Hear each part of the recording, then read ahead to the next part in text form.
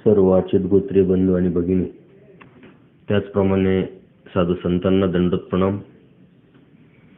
आज आपण सत्संग नंबर 24 मध्ये प्रवेश करत आहोत. मागील सत्संगामध्ये आतापर्यंत 22 सत्संग झाले. त्या सत्संगामधील आपलं चिंतनासाठी, आपल्या माहितीसाठी एक प्रश्नपत्रिका मी सांगितली होती. त्या प्रश्नपत्रिका सोडवण्यासाठी सर्वांचा खूप उत्स्फूर्त असा प्रतिसाद लाभला. त्याबद्दल सर्वांचे खूप खूप अभिनंदन. परंतु त्यातही काही लोकांनी अत्यंत उत्साहाने ही प्रश्नपत्रिका लिहून आणि सोडवण्याचा प्रयत्न केला आणि पोस्ट केली. त्यातील प्रथम नाव म्हणजे औरंगाबाद निवासी परमार्ग सेवक माननीय प्रदीपदादा दानवे यांनी सर्वात अगोदर प्रश्नपत्रिका टाईप करून पोस्ट केली. ही जी रेकॉर्डिंग किंवा ही जी सत्संग आल्यानंतर दुसऱ्या तासाला प्रदीपदादांनी प्रश्नपत्रिका टाईप करून पाठवली मला. त्याबद्दल त्यांचं खूप खूप अभिनंदन. खरं म्हणजे धर्मामध्ये उत्साह असणं अत्यंत गरजेचं आहे आणि तो उत्साह प्रेमातून येत असतो. अदृष्टपराकडे आपण जेव्हा झुकतो तेव्हा आपोआपच उत्साह आपल्यामध्ये निर्माण होत असतो. आपण जर राजकीय चर्चा करायला बसलो किंवा सामाजिक चर्चा करायला बसलो किंवा याला त्याला नावं ठेवण्यासाठी जर बसलो, आपल्यामध्ये खूप उत्साह असतो. परंतु तेच अध्यात्माचा विषय म्हटला की कंटाळा, आलस हा आपल्या 5वीला पुजलेला असतो.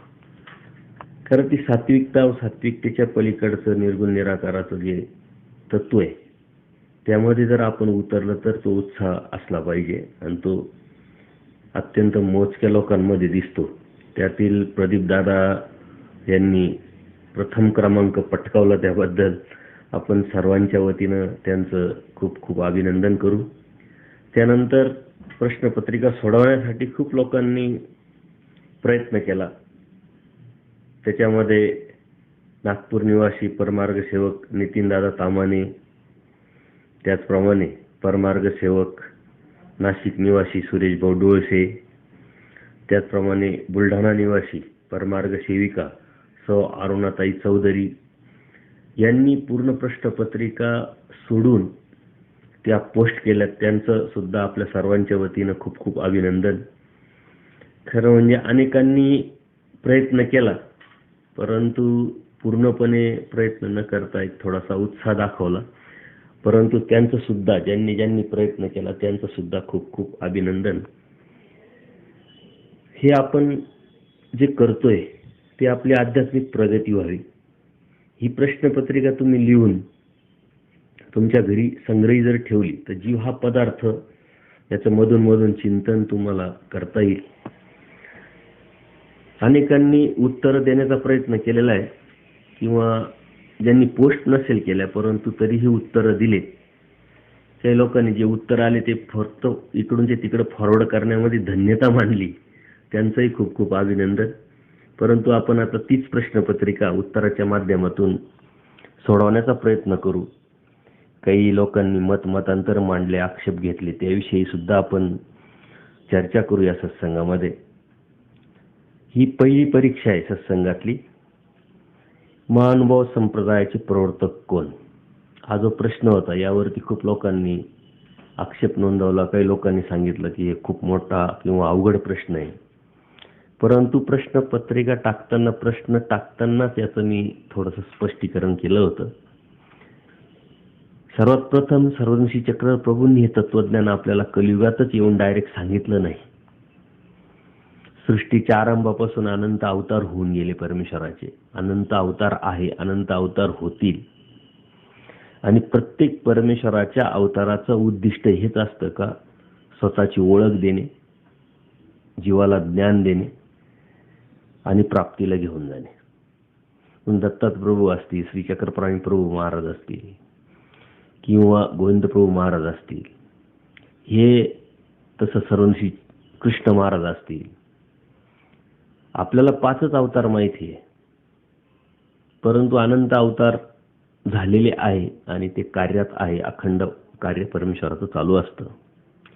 म्हणून प्रवर्तक म्हणजे ते जे ज्ञान मागच्या अवताराने सांगितलं तेच ज्ञान पुढच्या अवताराने नवीन शैलीमध्ये सर्वसामान्यांपर्यंत पोहोचवण्यासाठी काय योग्य आहे, काय गरजेचं आहे ते अनुषंगाने सांगितलं. श्रीकृष्ण महाराजांनी द्वापार युगामध्ये हे तत्वज्ञान संस्कृतमध्ये सांगितलं. तेच तत्वज्ञान सरस्वती चक्र प्रभूंनी कलियुगामध्ये मराठीत सांगितलं. मराठी भाषा कलियुगाची असल्या कारणाने, सर्वसामान्यांची ती भाषा असल्या कारणाने त्या मराठीचा अभिमान परमेश्वराने घेऊन मराठीत हे तत्वज्ञान सांगितलं. म्हणून प्रवर्तक म्हणजे परमेश्वरच असतात स्वतः. सरस्वती चक्र प्रभू काहींनी आचार्य नाव लिहिलं. थोडंसं कन्फ्युजन झालं लक्षात न आल्यामुळं. परंतु अनेक प्रश्नांमध्ये एक गोष्ट लक्षात नाही आली की प्रश्न आपण समजून घेत नाही आणि त्यामुळं थोडंसं कन्फ्युजन होतं.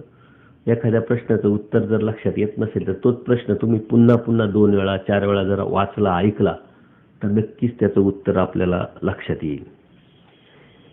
महानुभाव संप्रदायातील अनादीचे पदार्थ किती व कोणते?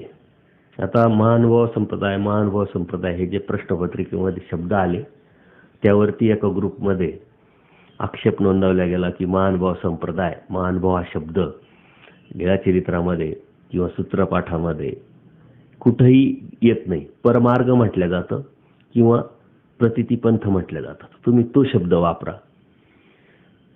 नावात असं काही नसतं. परंपरेने भटमार्ग असेल, प्रतितीपंथ असेल, जय श्रीकृष्ण पंथ असेल आणि त्यानंतर महानुभाव शब्द आलेला आहे. परमार्ग तुमचं जीवन किंगा या सूत्राचा आधार घेऊन आपल्या मार्गाला परमार्गच म्हटलं जातं. परमार्ग म्हणजे परमेश्वराचा मार्ग. कालानुक्रमे थोडासा बदल झाला, त्याच्यावरती वाद घालण्याचं काही कारण नाही आहे. तुम्ही किंवा कोणीही महानुभाव संप्रदाय, महानुभाव शब्द अत्यंत चुकीचा आहे आणि त्याला डायरेक्ट आरोपी करून टाकणं किंवा त्या शब्दाला बायकॉट करण्याचा प्रयत्न करणं हे 700 वर्षापासून आलेलं हे तत्वज्ञान आहे. काही शब्द आहेत ते चिकटलेले असतात. आपण परमार्ग म्हणायला सुरुवात केल्यानंतर महानुभाव हा शब्द संपून जाईल, पुसून जाईल असा होत नसतो. ती एक ओळख आहे समाजाला. म्हणून तो विचार करून अत्यंत प्रगल्भ दृढ विचाराने आपण परमार्ग म्हणायला सुरुवात करा. लोक म्हणतील नाही तरी आपण परमार्ग म्हणत असतो, प्रचितीपंथ म्हणत असतो, महानुभाव संप्रदाय म्हणत असतो. तर यावरती सुद्धा एक औरंगाबादचा ग्रुप, त्या ग्रुपवरती बरेच आक्षेप नोंदवले गेले. ती प्रश्नपत्रिका अत्यंत चुकीच्या पद्धतीने त्यांनी तिथं मांडली. काही आमचं नाही तुमचं आहे. ते तुमचं आमचं हा वाद जो आहे तो अत्यंत नकारात्मक विचारातून, नकारात्मक दृष्टीतून येत असतो. समजून घेणं आणि सर्वात मेन म्हणजे समजून सांगणं हे अत्यंत महत्त्वाचं असतं. असो, अनादीचे पदार्थ 4 आहे आणि हे ढोबळ मनाने आपण म्हणत असतो, सांगत असतो. यावरती सुद्धा काही लोकांनी आक्षेप नोंदवला का याचा उल्लेख असा स्पष्ट नाही आहे कुठं. परंतु आपल्याला दिसतंय अनादीचे जे पदार्थ आहे, जीव, देवता, प्रपंच आणि परमेश्वर, हे त्याच अनुषंगाने आपण आता अभ्यास करतोय. जीव हा पदार्थ आपण बघितलेला आहे. पुढचा पदार्थ आपण देवता बघणार आहे. पुढचा प्रश्न आहे महानुभाव संप्रदायाची साधने किती व कोणते? साधन 4: स्थान, प्रसाद, भिक्षुक, वासनी. यावरती पण काही लोकांनी सांगितलं की याचा स्पष्ट उल्लेख नाहीये सूत्रपाठामध्ये किंवा लीळाचरित्रामध्ये. काहींनी संशोधनात्मक काही गोष्टी सांगितल्या. नाम हे सुद्धा साधन आहे. नामस्मरण ज्या गोष्टीनं परमेश्वराची प्राप्ती होईल किंवा आपल्या अध्यात्माची प्रगती होईल ते सर्व काही साधन आहे. दास्य सुद्धा साधनच आहे. सेवादास्य एक साधन म्हणून आपण वापरतो आणि आपली धर्मातली योग्यता आपली वाढवत असतो. परंतु प्राथमिक आणि ठळकपणे दिसणारे जे साधने त्याचा आता आपण विचार करतोय. स्थान आपल्याला दिसतंय, प्रसाद आपल्याला दिसतोय, भिक्षुक दिसतोय, वासनिक दिसतंय. सेवादास्य आणि स्मरण हे त्याचं वैयक्तिक साधन वापरून तो परमेश्वर प्राप्तीला जात असतो. महानुभाव संप्रदायातील पदार्थांचा तुलनात्मक फरक सांगा. आता याच्यामध्ये बऱ्याच लोकांचं कन्फ्युजन झालं, परंतु परमेश्वरांनी सूत्रात नेमकी ओळख आणि नेमका फरक सांगून टाकलेला आहे. जीवबद्ध मुक्त, देवता नित्यबद्ध, प्रपंच जड आणि परमेश्वर नित्यमुक्त. हे लक्षात घ्या. बंधनात आहे पण मुक्तीला जाणार आहे जीव. देवता नित्य बंधनात आहे, कायमच्याच बंधनात आहे. प्रपंच जड आहे आणि परमेश्वर नित्यमुक्त आहे, म्हणून आपल्याला मुक्तीला घेऊन जाऊ शकतो, म्हणून तो नित्यमुक्त आहे. मानव संप्रदायातील कलियुगा व्यतिरिक्त तात्विक मुख्य ग्रंथ श्रीमद भगवद्गीता हे उत्तर सर्वांचंच बरोबर आलेलं आहे.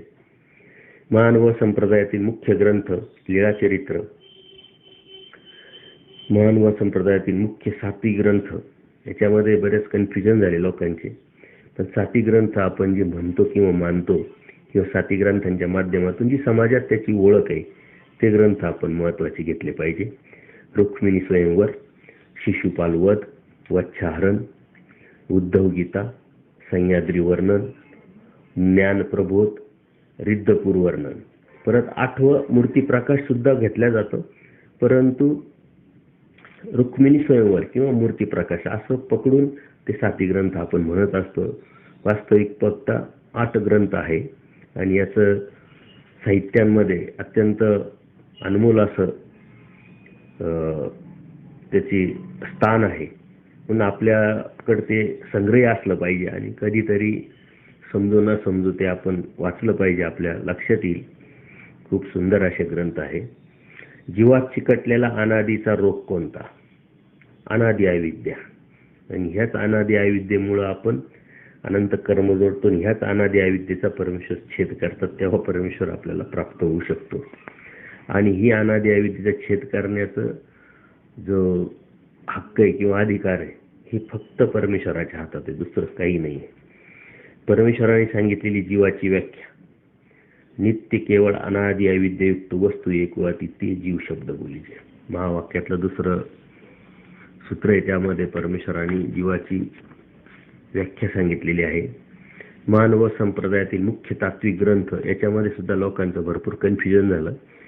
मुख्य तात्विक ग्रंथ, त्याच्यावरतीच पूर्ण पाया जो रचला गेला, तो प्रश्न अपेक्षित होता किंवा ते उत्तर अपेक्षित होतं. सूत्रपाठ आणि दृष्टांतपाठ हे तात्विक ग्रंथ आपण मानतो, त्याच्यावरतीच पुढं मग टीका स्थळ वगैरे झाले.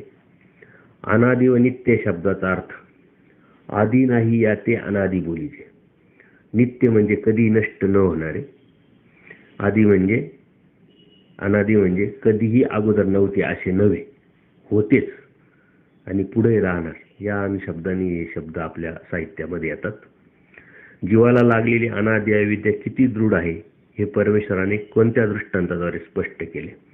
वज्रकिटकीचा दृष्टांत, तो अनेक सत्संगामध्ये आपल्याला आलेला आहे. तो वज्रकिटकीचा दृष्टांत नक्की तुम्ही वाचन, त्याचं चिंतन करा. अन्य लोकांना सुद्धा ते सांगण्यासाठी आपल्याला खूप उपयोगी पडतं.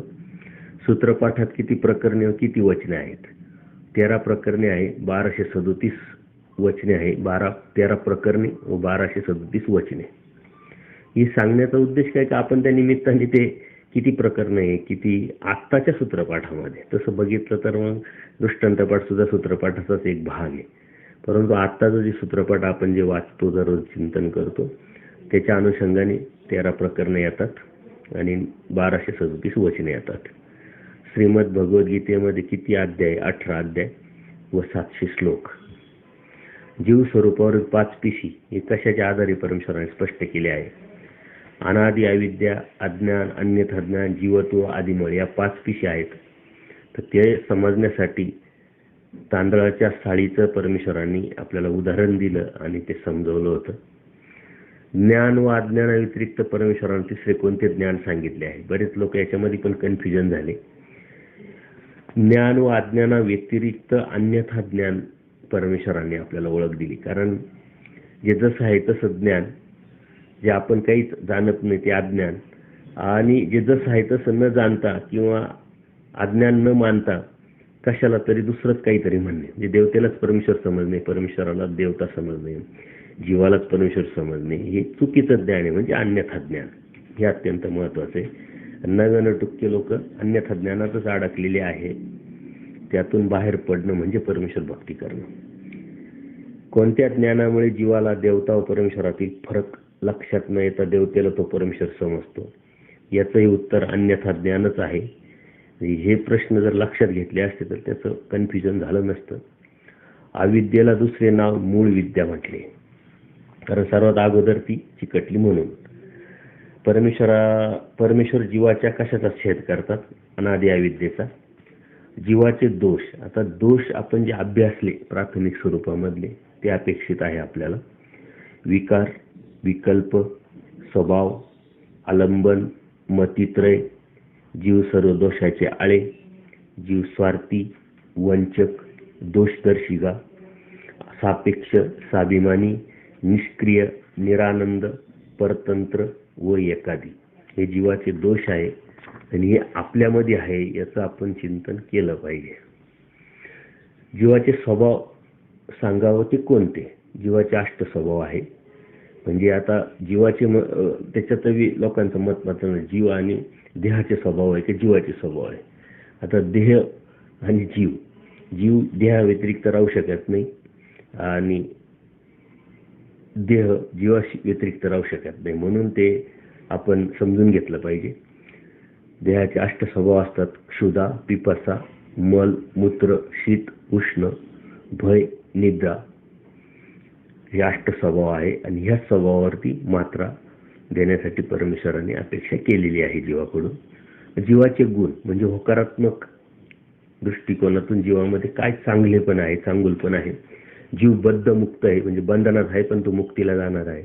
जीव अर्जकत्व आहे, म्हणजे अर्जन करू शकतो. सर्वाधिकारी आहे, हा सर्वात महत्वाचा गुण आहे. संत असंत सामुग्री दोन्हीही तो मिळू शकतो. जीव बोध्य म्हणजे बोध घेण्यास लायक, आणि जीव एकदिशी, तो एका ठिकाणी एका वेळेस एक राहू शकतो, म्हणून तो त्यात सक्सेस होऊ शकतो, प्रगतीला जाऊ शकतो. जीवाची स्वरूप मर्यादा आहे 100 ब्रह्मांडा इतकी. जीवाने सर्वात प्रथम कोणते कर्म केले व याच कर्माने प्रथम तो कोठे गेला? यातही मतमतांतर असू शकतं आणि कन्फ्युजन पण आहे. परंतु जीवाने प्रथम विचार काय केला? विकल्पाचा, की देवताच का परमेश्वर नाही, परमेश्वरच का देवता नाही, मीच का परमेश्वर नाही. आणि त्या कारणानेच तो 84 लाख योनी म्हणजे नरक योनी दुःखामध्ये गेला. याच्यात मतमतांतर असू शकतं. कलियुगी जन्म कोणते नरक भोगावं लागतं हे सूत्रातूनच परमेश्वराने आपल्याला सांगितले. सूत्रपाठात आपण गेला की याच्यातले सर्वच उत्तरं आपल्याला भेटू शकतात, किंवा ज्यांनी आत्तापर्यंत सर्व सत्संग ऐकलेले असतील शांततेने त्याच्यासाठी प्रश्नपत्रिका अत्यंत सोपी आहे. कलियुगी चौकडीचे नरक प्राप्त होते आणि ते युगाविपरीत अनुष्ठान केले तर चुकते. आता युगाविपरीत अनुष्ठान हे काहीतरी सत्संगामध्ये येईल त्या विषयावरती, किंवा आपण चिंतन करा. एक योजन म्हणजे किती किलोमीटर? 12 किलोमीटर. याच्यामध्येही कोणी 8 किलोमीटर म्हणतं, कोणी 12 किलोमीटर म्हणतं, ते मतमतांतर. परंतु आपण 12 किलोमीटर कसं काढलं तर पृथ्वीचा जो व्यास आहे म्हणजे करभूमीचा जो व्यास 6000 किलोमीटर, 500 योजन ही करभूमीचं क्षेत्र, आणि 12 किलोमीटर जर घेतलं तर 12 पंचे 60 म्हणजे 6000 किलोमीटरचा व्यास जर आपण सायन्समध्ये जर बसवायचं ठरलं, गणितात बसवायचं ठरलं तर ते 12 किलोमीटर येतं. जीवाची, देवतांची व परमेश्वराची, ब्रह्मांडांची संख्या किती? सूत्रातूनच परमेश्वराने स्पष्ट सांगितले ते अनंत आहे. अनंत जीव, अनंत देवता, अनंत परमेश्वर आणि अनंत ब्रह्मांड. जीवाचा धर्म कोणता? याच्यामध्ये बऱ्याचशा लोकांचं कन्फ्युजन झालं. जीव हा एकादी आहे, हा त्याचा धर्म आहे. तो एका वेळेस एकाच ठिकाणी राहू शकतो, एकाच वेळेस एकच फळाचा उपभोग घेऊ शकतो, सुखात असेल, दुःखात असेल किंवा आणखीन कुठं. हा त्याचा धर्म आहे. तो एकाच ठिकाणी असतो, दुसरीकडे राहू शकत नाही. या उलट देवतेचा आहे. स्थानाच्या व प्रसादाच्या ठिकाणी परमेश्वरी शक्ती सांगा, त्यातील मुख्य व अनुषंगिक. तर प्रत्येक स्थानाच्या ठिकाणी आणि प्रत्येक प्रसादाच्या ठिकाणी दया, माया, कृपा, करुणा, यवमादित अनंत गुण, अनंत शक्ती परमेश्वराच्या असतात. परंतु त्यामध्ये स्थानाच्या ठिकाणी माया ही मुख्य असते, अनुषंगिक कृपा असते. आणि प्रसादाच्या ठिकाणी कृपा ही मुख्य असते, अनुषंगिक माया असते. म्हणून आपण स्थान करताना परमेश्वराचा लीळा आठवून परमेश्वराच्या पवित्र सेवा संबंधात दंडोत असं म्हटलं तर परमेश्वर स्वीकारतात. अज्ञानी जीवनच जाऊन डोकं टेकून जर आले तर ती माया स्वीकारते, म्हणजे देवता स्वीकारते, माया देवता. त्या अनुषंगाने परमार्गामध्ये ज्ञान असणं अत्यंत गरजेचं आहे. प्रत्येक गोष्टीचं ज्ञान हे इथं अपेक्षित आहे. मराठीचा आद्य ग्रंथ लीळाचरित्र, मराठीचे प्रथम साहित्यिक पूजनीय माईम भट. लीळाचरित्रातील लीळांची संख्या आता वेगळे आहे, परंतु अनुषंगाने 1300च्या आसपास लीळा येतात. पूर्वार्ध, उत्तरार्ध आणि अज्ञात लीळा या तिन्ही मिळून या लीळा येत असतात. संपादक प्राध्यापक पुरुषोत्तम नागपुरे यांच्या लीळाचरित्रामध्ये पूर्वार्ध 554 लीळा आहे, उत्तरार्ध 620 आहे, अज्ञात लीळा 132 आहे. अशा 1306 आहे एकूण. वेगवेगळ्या लीळाचरित्रामध्ये थोड्याफार फरकाने कमी जास्त होतात. दृष्टांत पाठातील दृष्टांतांची संख्या 114 दृष्टांत आहे.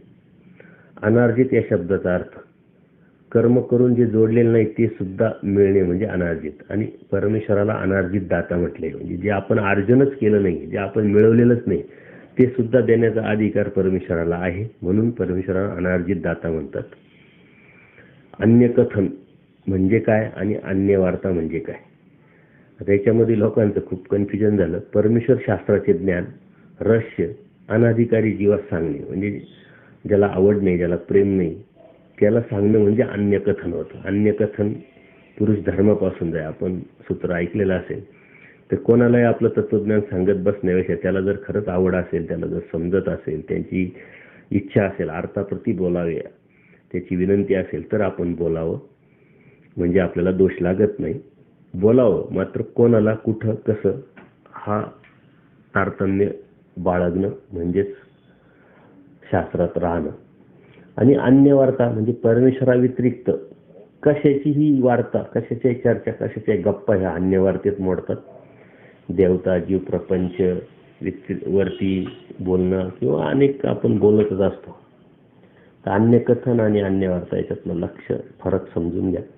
लीळा म्हणजे काय ते कोण कोणाबरोबर करतात?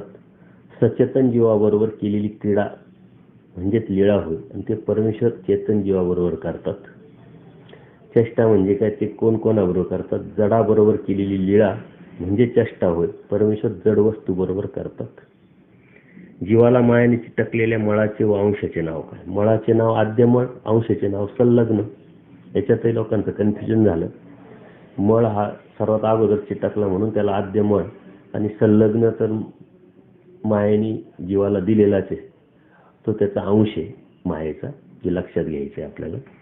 एक प्रहर म्हणजे किती तास? 3 तास. परमेश्वराने आपल्याला अष्टप्रहर स्मरण करायला लावलेलं आहे, परंतु 3 तासाचा एक प्रहर होतो. तेवढं तरी आपलं दिवसभरात 24 तासामध्ये लेखी लागलं पाहिजे धर्माच्या अनुषंगाने. याचा आपण प्रयत्न केला पाहिजे. मूळ सृष्टीच्या अगोदर जीव कुठे होता? मायेच्या तम विभागात होता. मूळ सृष्टीमध्ये जीव स्त्री की पुरुष होऊन आला, याच्यामध्ये लोकांचं बरंचसं कन्फ्युजन झालं. कोणी म्हटलं जोडीने आला, कोणी म्हटलं काय. तर पुरुष होऊनच परमेश्वराने या जीवाला प्रथम सृष्टीत आणलं. आपण पुरुषच होतो. नंतर कर्मवशे, कर्माच्या अनुषंगाने स्त्रिया तयार झाल्या आणि त्या प्रवाह सृष्टीमध्ये आल्या. तिन्ही मूळ सृष्टीमध्ये पुरुषच होते. जीव धर्मापासून कशाने जातो? जीव धर्मापासून कशाने जातो?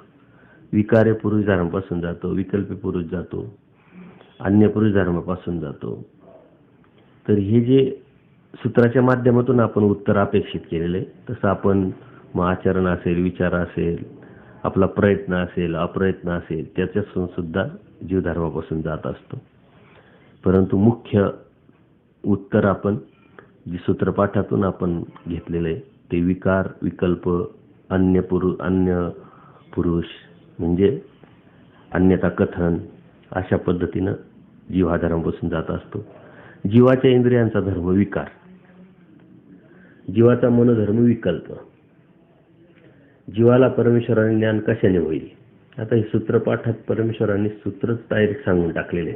याच्यामध्ये लोकांचं कन्फ्युजन झालं की ज्ञान कशाने होईल आणि प्रेम कशाने होईल, असे 2 वेगळे प्रश्न आहेत. अहेतुक भूत भजनाने ज्ञान होईल दैवराटीमध्ये. अहेतुक भूतभजनाने अधिकार प्राप्त होईल कर्मराटीमध्ये, हे लक्षात घ्या. एखादा कर्मराटीतला जीव जो अन्य, आपण काहीतरी अन्य होतो, आपल्याकडून कळत न कळत असे अहेतुक भजन घडलं आणि अहेतुक भजन हे देवता स्वीकारू शकत नाही म्हणून ते परमेश्वरापर्यंत पोहोचलं आणि मग आपला अधिकार प्राप्त होऊन आपल्याला जीवदेवता प्रपंच आणि परमेश्वरातलं फरक कळाला, ज्ञान दिलं, ज्ञान झालं, तोच बोध, आणि म्हणून आपण परमेश्वराच्या या परमार्गात आहे. तर जीवाला परमेश्वराचे ज्ञान कशाने होते? अहेतुक भूतभजनाने होते. परमेश्वराचे प्रेम कशाने होईल? अहेतुक मायापूर भजनाने होते. परंतु आजही परमेश्वर म्हणतो, असं निधानी जीवाने जर हट्ट धरला तर मी त्याला प्रेम देऊ शकतो किंवा देईन. कारण परमेश्वर अनार्जित दाता आहे. जीवाला चिटकलेले मतित्रय कोणते? अधमती, अधगती, अधरती. परमेश्वराचा जीवाप्रती कोणते कड आहे? स्वतःच्या दोषाचे गुणात परावर्तन करून म्हणजे बदल करून परमेश्वराचे प्रेम या जीवाने मिळवावे, असा परमेश्वराचा या जीवाप्रती कड आहे का आपल्यामध्ये आंतरिक बदल या जीवाने घडवला पाहिजे आणि परमेश्वराचं प्रेमच मिळवलं पाहिजे. जीवामध्ये कोणत्या दोन सामुग्री आहेत? एक संत सामुग्री, एक असंत सामुग्री. आणि या संत असंत सामुग्रीमुळेच आपलं डेव्हलपमेंट आध्यात्मिक ठरलेले असते. आपण चांगल्याच्या संगतीत गेलो तर चांगलं डेव्हलप होतं, वाईटाच्या संगतीत गेलो तर वाईट डेव्हलप होतं. पण आपल्यावरती ते आहे, ती स्वतंत्रता आपल्याला परमेश्वराने दिलेली आहे, आपण काय मिळवावं. आणि तुम्हाला कळालेला महानुभव धर्म थोडक्यात सांगा. अनेकांनी हा खूप चांगला प्रयत्न केला, परंतु आपल्याला वैशिष्ट्य सांगता आलं पाहिजे की आपला जो धर्म आहे हा परमेश्वरी भक्ती मार्ग आहे. आम्ही देवता, जीव किंवा प्रपंचाची भक्ती करत नाही, हे आपण ठासून सांगितलं पाहिजे. आणि जीव आणि देवता आणि परमेश्वर यातला फरक आपल्याला हत्तीच्या दृष्टांतातून अन्य लोकांना सांगता आला पाहिजे. जीव, देवता, प्रपंच व परमेश्वर हे चारही पदार्थाचे यथार्थ ज्ञान सांगणारा हा धर्म आहे आपला. कारण अनेक धर्म आहेत, जैन असेल, बौद्ध असेल, त्याच्यामध्ये काही ठिकाणी जीव प्रपंच आहे, काही ठिकाणी देवता जीव आहे, काही ठिकाणी असे वेगळे पदार्थ आहेत. परंतु पूर्ण अंगाने जर घेतलं तर फक्त आपल्या धर्मामध्ये दिसेल आणि ते चारही अंग इथं दिसेल, जीव, देवता, प्रपंच आणि परमेश्वर. हा भक्तीचा ज्ञानाचा उद्देश मोक्ष प्राप्ती म्हणजे परमेश्वर प्राप्ती हीच आहे. आपल्या भक्तीचा जो मूळ उद्देश आहे तो फक्त परमेश्वर प्राप्ती. बाकी दृष्टपर काही भेटावं, मानपान, पैसा अडका, हा दृष्टी ह्या आपल्या धर्मामध्ये नाही आहे. परंतु अज्ञानाने आपण ती दृष्टपर भक्ती करतो. ती दृष्टपर भक्ती परमेश्वराच्या मार्गात असताना जरी केली तर ती देवतेचीच भक्ती होते. म्हणून खरा जो साधक आहे तो फक्त मोक्ष प्राप्तीच्या अनुषंगाने, परमेश्वर प्राप्तीच्या अनुषंगानेच भक्ती करणारा असतो आणि तोच आपल्या संप्रदायाचा मुख्य स्रोत आहे, हे लक्षात घ्या. आपल्या धर्मामध्ये ज्ञानापेक्षा आचरणाला अत्यंत महत्त्व दिलेले आचार्यतयाचा धर्म. आचरणावरती, नैतिकतेवरती भर आपल्या धर्मामध्ये दिलेला आहे आणि त्याचा हट्टास आपण पण केला पाहिजे. दुसऱ्याकडून अपेक्षा जशी आपण करतो तशी आपणच आपल्याकडून अपेक्षा त्या बाबतीत केली पाहिजे. परमेश्वर प्राप्तीचे उपाय सांगणारा हा धर्म आहे.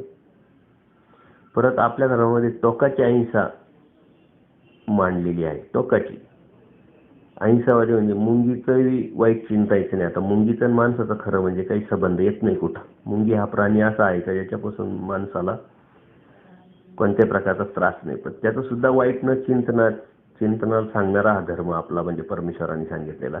म्हणजे टोकाची अहिंसा आहे आपल्यामध्ये.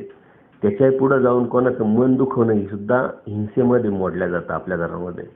कारण जर कोणाचं मन दुखवलं आपण तर चलद्रूप आपल्याला नरक प्राप्त होतात, हे स्पष्ट सांगितलेले आहे. आणि चलद्रूपाचा आपण हिंसा केली तर आपल्याला स्थावर नरक प्राप्त होतात. म्हणजे नुसतं सांगितलं नाही तर त्याचा परिणाम सुद्धा आपल्या धर्मामध्ये परमेश्वराने सांगितलेला आहे आणि म्हणून आपण त्या गोष्टी सांभाळू शकतो किंवा पाळू शकतो. परत आपल्या धर्मामध्ये टोकाची त्यागवृत्ती, आचरण वृत्ती सांगणारा धर्म आहे. त्याग किती करावं, खुंट गिळली. जर 2 दिवस 3 दिवस भिक्षा नाही मागितली तर नुसतं थुंकी गिळून आपल्याला जगायला सांगितलं. म्हणजे किती त्यागाची परिसीमा आहे, याला काही मर्यादा नाही आहे. परंतु ते आपण समजून घेतलं पाहिजे, तेव्हा लक्षात येईल. मराठी साहित्यामध्ये आपल्या धर्माचं खूप अनन्य असं महत्त्व आहे. मराठी साहित्यामध्ये आपलं जर साहित्य काढलं तर मराठी साहित्यच उरत नाही. परत मराठीला जे साहित्य दिलं किंवा व्याकरणदृष्ट जी मूर्तमेढ रोवलेली ती आपल्या धर्माने रोवलेली, आणि मराठीचा सर्वात जास्त अभिमान स्वतः परमेश्वरानेच घेतला असल्यामुळं मराठी सुरुवातच आपल्यापासून होते आणि एंड पण आपल्यापासून होतो. अभिमान आपल्याला पाहिजे आणि तो आपण लोकांपर्यंत सांगितला पाहिजे. मराठीला बोली भाषेतून, साहित्यात, व्याकरणात व राजश्रय मिळवून देणारा हा आपला धर्म आहे. आपल्या धर्मामध्ये प्रथम साहित्य आपलंच, प्रथम साहित्यिक आपलंच, मराठीला व्याकरण देणारा धर्म सुद्धा आपलाच. परत परमेश्वर प्राप्तीच्या अनुषंगाने जर विचार केला तर सर्वांना समान अधिकार मिळेल. स्त्री असेल, पुरुष असेल. सामाजिक दृष्टिकोनातून जर आपण विचार केला तर स्त्री पुरुष हे दोन वेगवेगळे घटक आपल्या धर्माने मांडलेले नाही, पाळत पण नाही. जीव आणि जीवले काही वेगळे आहेत असं परमेश्वर स्पष्ट सारंग पंडिताच्या माध्यमातून आपल्याला सांगतात. आणि म्हणून सर्वात प्रथम स्त्रीला जो मोक्षाचा किंवा मुक्तीचा अधिकार दिला असेल तर तो आपल्या धर्माने दिलेला आहे. 100% आरक्षण. त्याच्यामुळे हा पण स्त्रियांनी तर अभिमान बाळगलाच पाहिजे, पण पुरुषांनी पण बाळगला पाहिजे. पण स्त्रीला सुद्धा परमेश्वराने पुरुष होऊन असावे असं सूत्र सांगितलं. म्हणजे पुरुषार्थाच्या अनुषंगाने स्त्री तुम्ही काही कुठेही कमी नाही हे सांगून अप्रतिशित स्त्रीला खूप मोठं प्रोत्साहन परमेश्वराने दिलेलं आहे. परत पुरुष होऊन असावे तर आपण सुद्धा मग तो जीव स्त्री असो किंवा पुरुष असो तर त्या पुरुषाच्या अनुषंगाने त्या लक्षणाने युक्त जीव असला पाहिजे अशी परमेश्वराने अपेक्षा केलेली आहे.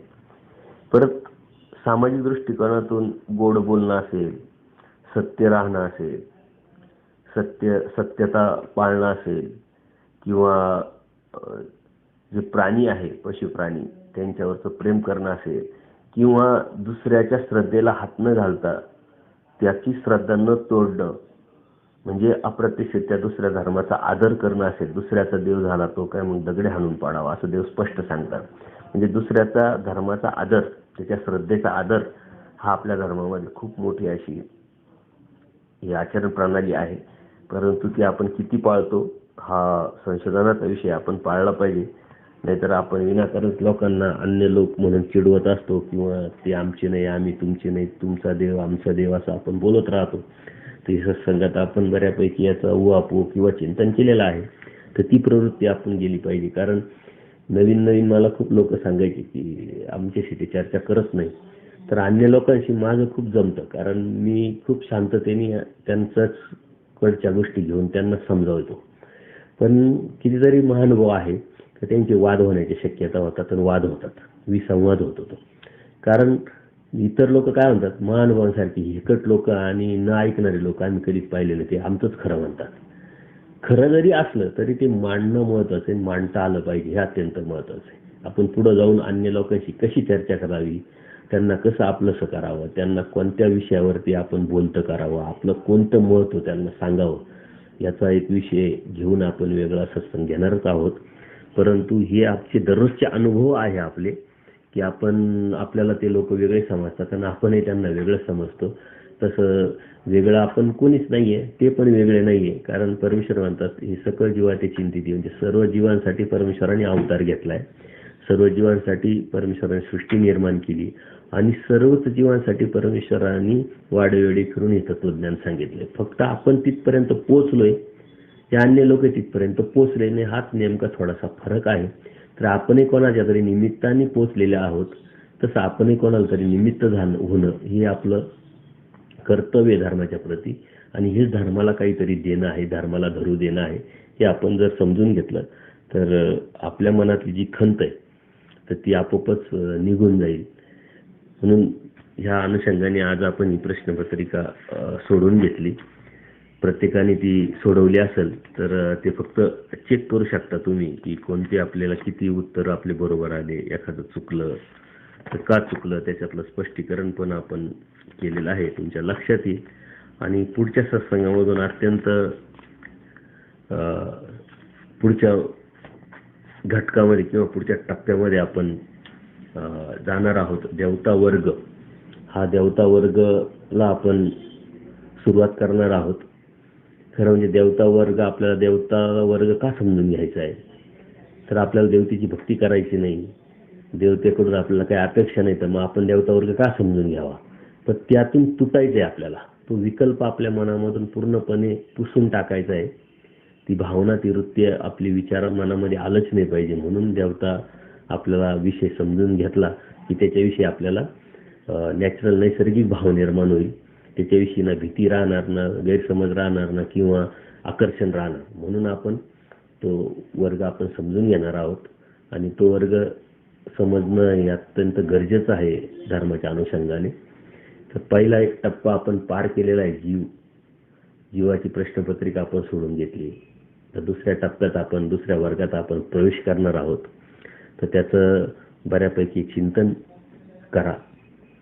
ह्या प्रश्नपत्रिकेच्या अनुषंगाने कोणाला काही शंका असतील किंवा अधिक स्पष्टीकरण जर करायचं असेल तर नक्कीच त्याचं स्वागत आहे, तुम्ही ते करू शकता. परंतु खूप सुंदर असा रिस्पॉन्स प्रश्नपत्रिकेच्या माध्यमातून भेटला. परंतु औरंगाबाद निवासी जे प्रदीपदादा दानवे आहे, त्यांनी ती प्रश्नपत्रिका टाईप करून जी पाठवली तीच अनेक ग्रुपवरती गेली आणि जे लोक रेकॉर्डिंग ऐकत नसतील त्यांना असं वाटलं की ही प्रश्नपत्रिका फक्त त्यांनी टाईप करून पाठवली. परंतु ज्यांनी सत्संग ऐकलेले त्यांच्यासाठी ती प्रश्नपत्रिका होती, परंतु अनेकांपर्यंत ती पोहोचली. हे त्यांच्या माध्यमातून खूप चांगलं झालं. कारण मी सांगितलं होतं की तुम्ही तुमच्या वहीमध्ये लिहा, तुमच्यासाठी ते अत्यंत महत्त्वाचे संग्रही ठेवा.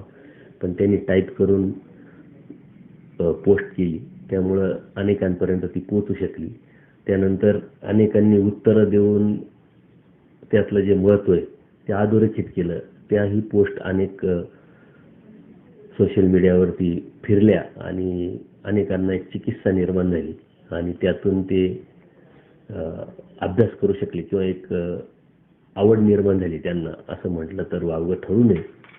तर आपण आजच्या या सत्संगामध्ये मागीलच प्रश्नपत्रिका सोडून घेतलेली, ती संग्रहित ठेवा आणि प्रतिक्रिया नक्की कळवा. पुढच्या वेळेस आपण देवता हा वर्ग अभ्यासायला सुरुवात करणार आहोत. धन्यवाद. दंडोत प्रणाम.